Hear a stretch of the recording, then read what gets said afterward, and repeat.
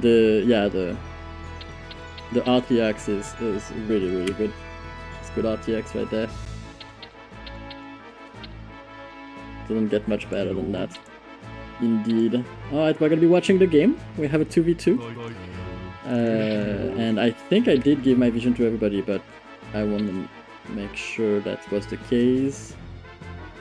Nighttime, let me know if I did give you the vision or not. Tell me if you see my starting spot. Tell me why. If you see my starting spot, say why. Can you? Alright, so just making sure right now because I have no idea. Hello. Okay. Right. Alright. Okay. Right. Okay.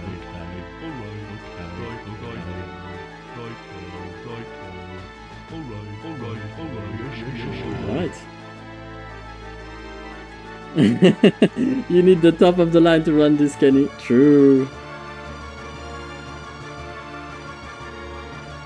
Daisy? Oh. I was not expecting that one. I was expecting Total War Warhammer 3. That's what I was expecting. Are you not planning on playing Total War Warhammer 3 nighttime? That sounds like a game for you.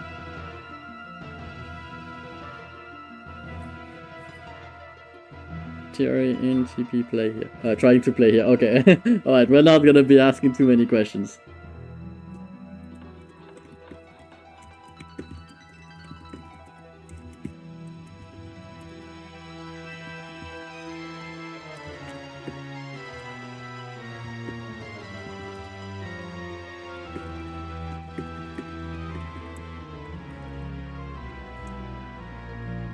Alright.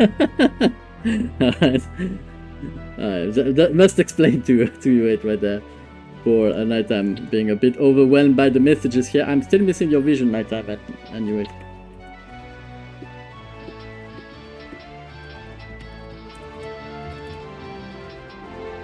Alright. Good luck, have fun, guys. May the best team win or not. And yeah. And we have Mr. Slowmage in black playing the Blacktooth Glinkton Orcs and starting over here. This is Plains of Snow. There are plenty expansions there on the 2v2 for a map like this. I think it's a very good map for 2v2. I really enjoy it. It's very open. Units can move very freely. And unlike Paradise Islands from yesterday's stream of Nico, it's not gonna last 1 hour and a half probably. So that is the good part probably. One of the good parts of it. We have Mr. Daybreak in red playing the Blackrock Spire Orcs here, partnered with Slowmage, and against them we have two mighty players, Mr. Nighttime in orange playing the Alterax Humans, and he's probably cursing himself that he didn't choose the Orcs because Nighttime doesn't like to be playing humans. And against them at the bottom side we have U83 IO3P playing the yellow Laughing Skull Orcs over there. Perfect for Warcraft 2. Indeed, you do need that RTX 4000 for Warcraft 2. He probably bought it for another game, obviously. It seems like it was Daisy that he's planning on playing. I guess there are plenty games you can play with such a beast of a PC. But I guess for now, it's Warcraft 2 he wants to play, and I feel him. You know, I have a decent PC, and Warcraft 2 is probably the main thing it has been running ever since. So it's quite crazy when you think about it too. But occasionally we do play some bar and we see the limitation of my machine. Even if the machine is immortal, and it is what it is.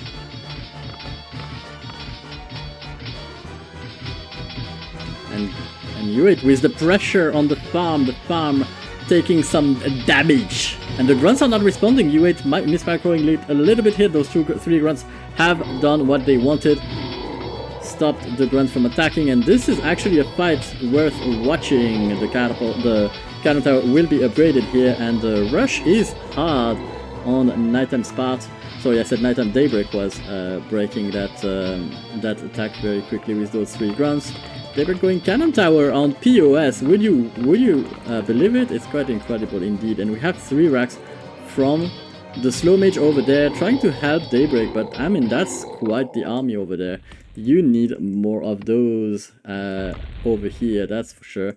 And on the bottom side we can see that U8 trying a sneaky move, actually not really that sneaky, and the reason he can afford this is because they are basically winning the early game. They have more map control, and it is very unlikely that it is going to be scouted because most of the army of slow mage are busy trying to keep Daybreak in the game, or soon gonna be busy trying to keep himself in the game, which should be quite interesting to watch. We have level 3 grants for slow mage, but slow mage is still in a 1v2 kind of, because obviously the orange grants are over there. We have a fight that is absolutely decent for slow mage, very decent fight, 2 armies versus 1, and he manages to kind of even the odds, but you can see how cleaning that army for U8 is vital, because that was not scouted as a result. And you can see that nighttime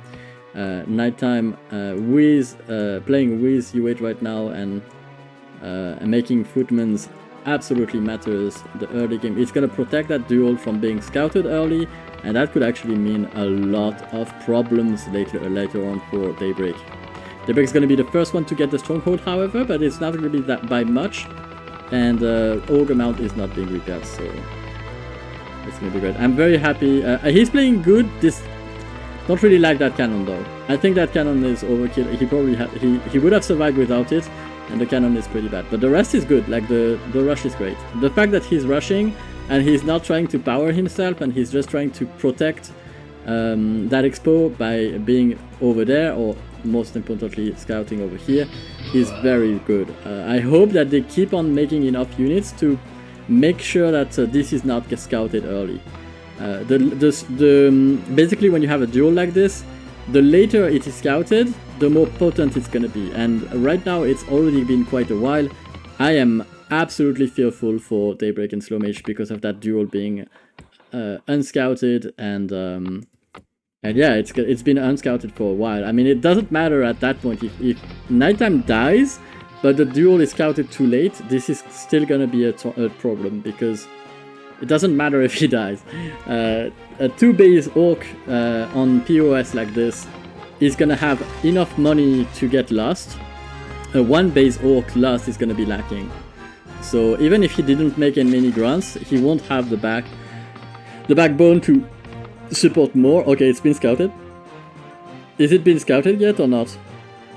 I think he did. Yeah, he scouted it. There's a cadaver here, so obviously that was scouted.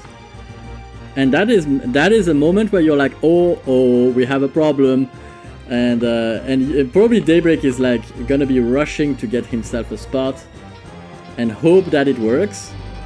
Hope that he doesn't get scouted. Because if he gets himself a spot, he can even the odds, kind of. Like, he can try to even the odds, at least. If he doesn't get himself a spot, that's gonna be big. And you can see that U8 is ready for this. He has a grunt over there. This could be huge. Like, if U8 scouts it, and he does, he sees it now. Yep. And all those, like, that spot is vulnerable as hell. It's super vulnerable. And I think U8 saw it. We have level 4 ogres there. Okay, and that was gonna be clean, but that even more information that U8 is getting right now.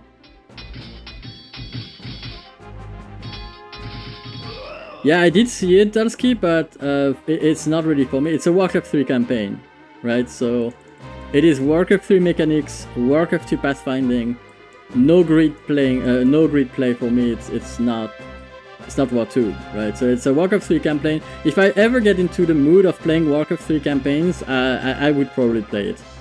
But yeah. Yeah. The trailer was really cool. Although, like I said, it's a Warcraft 3 campaign, and all of the Frost Wolf, to begin with, the Frost Wolf clan doesn't exist in War 2, and in Warcraft 1 either. So when they say it's like Warcraft 2, it's like, yeah, it's the backstory of Warcraft 3. That is what, but it is not really the exact campaign of War 2, right? Because the clan doesn't even exist in War 2 or War 1. So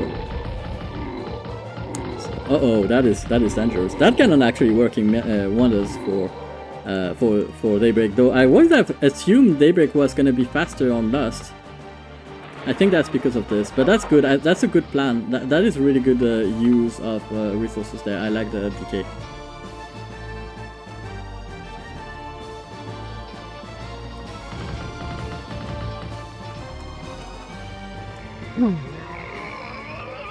Basically, to put it simply, there is no good orcs in War 2 and Warcraft 1. These were added in Warcraft 3. I thought it was an actual remaster of it from Blizzard. It could have been, because like that's definitely a better backstory for Warcraft 3 than Warcraft 2 was. A remaster without the grid pathfinding for War 2 would be a disaster for me. It would be like absolutely ruining the game. So the engine of Warcraft 3 is great for Warcraft 3, but it's not good for War 2. War 2 needs that grid pathfinding. It needs that grid system where every unit occupies one tile, and that chase-based move, basically, because that's what's really amazing about it at high level. And if we don't have that, we basically don't have Warcraft 2. Yeah, I wish they would remaster the game like they did StarCraft. That would be great. But for that, we need people at Blizzard that actually care and love their games, which is not the case right now. So maybe later on we are gonna get people that actually love the games that were produced in 1995. But for now we don't. For now, Blizzard is pretty much full of people that don't give a.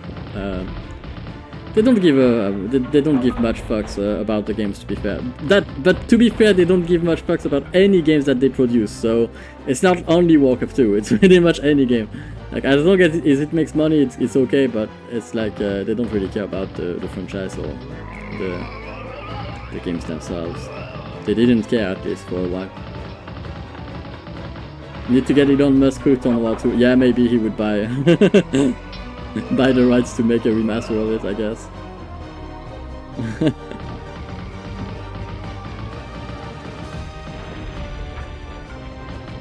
Yeah, Warcraft 3 was a bad remaster. It's better now, though. It's a bit better. It's not as bad as it used to be. That being said, the game at hand is actually quite fun. We have Daybreak, who manages to get Lust, and same for his soulmate, so it's a 2v1 sorta. Yeah, they're gonna try and crush Nighttime. I don't know if it's the correct target. They do need to do something about the duel of U8. But then again, Nighttime is a good nail to hammer, so I mean, it's easy. It's an easy pick, and it will matter in the long run if he can't play and can help. If they can really truly make it a 2v1, that'd be nice for them. Please don't get found.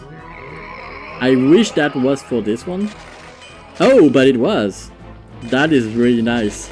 Daybreak killed the peons from the expansion of UA. That is absolutely nice. How much was mine though? There's only 9,000 remaining there. Oh, that's too bad. That expansion totally did the work it needed to do. Now UA is probably going to be looking for an expo. It's probably going to take that one at least. It feels like, at least. And he doesn't really need to like, this is only 10k. I mean, it's still something, it's still important, like, it's still good. I mean, not important, it's still good, but it doesn't really matter much. Like, he should be just slow mining this. Like, one peon at a time, or one or two peons, and that's it. Like, I don't think he needs to do much more. It's gonna hop a lot more peons in there, actually. But I don't think he needs to mine that heavily. This is what he wants to be looking for. This is 29k, this is a lot more interesting for him. And I do love that Nighttime is giving him the vision over the expansion of Slow Mage. And that expansion is gonna be hit. There is still 20k in there, so that's a bit early to lose it. I wouldn't like losing it if I'm Slow Mage. That said, he mined more from his expansion than Daybreak was able to. Okay, we have all the ogres coming here to the rescue of that spot. Can they defend this? Please don't attack. No! Don't attack unlusted! Oh man. Oh, he's unlusted. He doesn't have lust. Oh, what? We don't have lust. We have only decays. What? What? Okay, so Slow Mage basically decided to go for the big guns before the small guns. Which is command, like it's fun, right? But that might backfire. Because he has the best unit in the game, but he doesn't have the lust, so that is gonna be hard. Oh, that is way too many lusted ogres. Oh crap, this is not holding. This is not holding. He's gonna try and grab as much gold as he can from that, but that's it. Yep, that's gonna be it for Daybreak. That's the last throw. I think that's gonna be it. That's gonna be game for Nighttime and U8. It feels like, at least. Because I don't think we are getting lust anytime soon for Slow Mage. We have less ogres than the lusted guy. And we couldn't mine. And Nighttime is still mining. That's gonna be rough. Yep, that's game, I feel.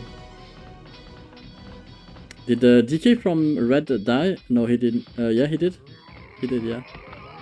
Feels at least. He did, yeah, I think he did to this one. So what happened is Daybreak DK'd that, and I feel the U8 just had a DK over there waiting, and he just coiled twice. Killed the DK over the tree lines. Never underestimate coil, it's a very, very strong spell. Very, very strong spell indeed. Now, if they can make U8 broke, that'd be great, but I don't feel they have the means for that. Oh, that's really nice though. The lust from Daybreak on the ogres of Slow Mage, really taking those ogres by surprise here, and they are gonna be managing to do so much damage. That is really good. Where are the DKs though? I saw black DKs going down there. Don't tell me they died. Oh, they died, didn't they? Oh man, that sucks. Actually, it's really sad. Chopping was found here from Nighttime, and it's gonna be dealt with by those ogres from Slow Mage. Nighttime humans, but still has ogres. That's pretty much what he needs to fight Slow Mage at this point, because Slow Mage doesn't have lust, so still gonna be rough. We have enough ogres to get in and hug that cannon tower, but it's too late. The farm was built, no way to hug the cannon. You can still kill the peons, however, but yeah, I don't feel that's gonna be doing too much. You don't really want to lose your ogres to cannon towers like that. That's kind of nasty. Have one ogre, select all your ogres. Oh, the cannon tower killed it. Oh, the cannon tower killed the demolition squad there. Very unlucky. Alright, U8's gonna be chasing those ogres. Does he find it? Nope. A bit unlucky here. Doesn't connect with the ogres. That said, the flyer might give their position away. Unlucky indeed. That being said, if I'm Slow Mage, I select all of my ogres but one, click there, and the other one I attack move on the sapper, and there's really like I lose one ogre for a sap, and it's worth it. Sap is a lot of wood. Although right now we're struggling for gold, so it's still a trade you wouldn't want to take, and it's better if the cannon tower does it. So yeah, nice eyes of Kilrog here from U8. Kilrog, the boss of the Bleeding Hollow Horde. So,